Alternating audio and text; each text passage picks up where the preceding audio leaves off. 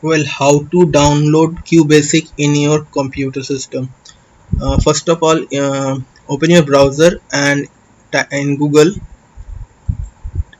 type google.com, and in the search bar type QB64 space download.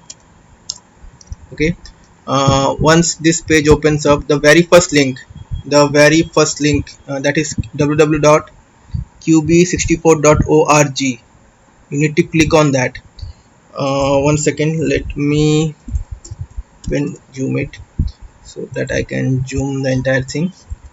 This is the very first link, qb64.org. You need to click on this. Okay. Once I click on it, I will be redirected to the qb64.org website, and you have to scroll a bit down, and you can see this red button over there, download QB64 version 1.4. Click on it and you will be taken to the next web page for downloading. It is a GitHub portal, and slowly you drag the mouse down and you can see there is the download links given for all the different operating system. For Linux we have got this link, for Mac we have got this link, and for Windows 32 and 64 bit we have got different links over here. So if you have got 32-bit operating system, you can click any one of the link from here, or if you have got 64-bit operating system, you can go for these links. So I will click on this or this, any one of the link, and my download will start. So once I click, you can see my download has started in a RAR file. It's 86.6 MB.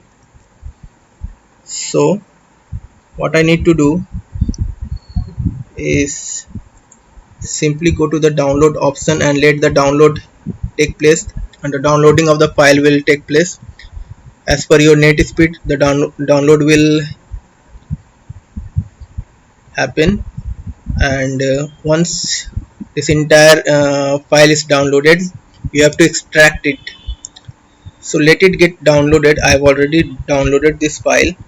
So once it is downloaded, you go to the location where this entire file is downloaded in your download option, and the file will look like this, QB64. So once you have got this file, right click on it and click on the extract here. It will take some time to extract the entire file, and you will get a folder called QB64. Click on it, and there you can see icon QB64 with application written as a type. So click on this.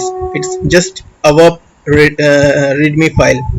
Click on it and you can see a blue platform will open in your desktop. So this is how your QBASIC compiler or interpreter will look like, and you can start coding. I hope it helps. Happy coding.